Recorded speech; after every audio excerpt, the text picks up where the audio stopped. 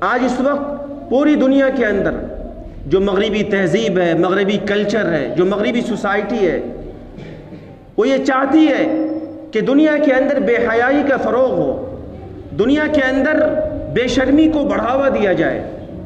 اسی لیے ٹیلی ویژن کے پروگرام ہو یا آج کل انٹرنیٹ کا عموم ہو، ان ساری چیزوں کے ذریعے سے شیطانی میڈیا، دجالی میڈیا، مغربی تہذیب اور اس کے دعوے دار پوری دنیا انسانیت کو بے حیائی کے اس دلدل میں دھکیلنا چاہتے ہیں جس کے بعد عزت و آبرو کے ساتھ زندگی گزارنے کا کوئی تصور نہیں ہے۔ آج یہ جو مہینہ چل رہا ہے اب فروری کا، مغربی تہذیب میں اسی مہینے کے اندر کسی خاص تاریخ کو بہت اہتمام کے ساتھ بے حیائی کو فروغ دیا جاتا ہے۔ ویلنٹائن ڈے، نوجوان جانتے ہیں اس کو۔ خوب یاد رکھیے، اسلام کے اندر اس طرح کے دنوں کا کوئی تصور نہیں ہے۔ اسلام ایک پاکیزہ معاشرہ چاہتا ہے۔ اسلام یہ چاہتا ہے کہ ہر مرد کے آنکھوں پر حیا کا پردہ ہو، ہر مرد کے قلب و جگر پر اللہ کا ڈر ہو۔ اسلام یہ چاہتا ہے کہ ہر بیٹی کی نگاہوں پر حیا و شرم کا پردہ ہو۔ اسلام یہ چاہتا ہے کہ اسلامی معاشرے اور انسانی معاشرے میں ہر ماں اور ہر بیٹی کی عزت و آبرو محفوظ ہو۔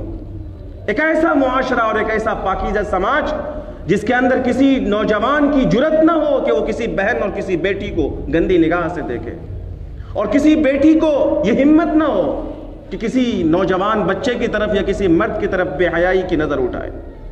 اسلام ایک صاف ستھرا اور پاکیزہ معاشرہ چاہتا ہے۔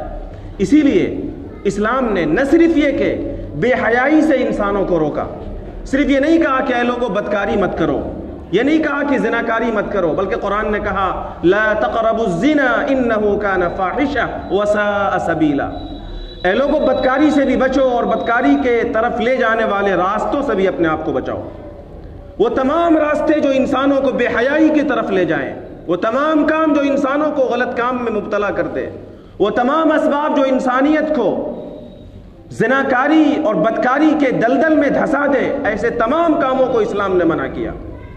اسلام نے یہ کہا کہ اپنی نگاہوں کی حفاظت کرو، کیونکہ بدکاری کے اندر انسان جب گرتا ہے اور انسان جب منہ کالا کرتا ہے تو ظاہر سی بات ہے وہ ڈائریکٹلی کسی عورت سے یا کوئی عورت کسی مرد سے منہ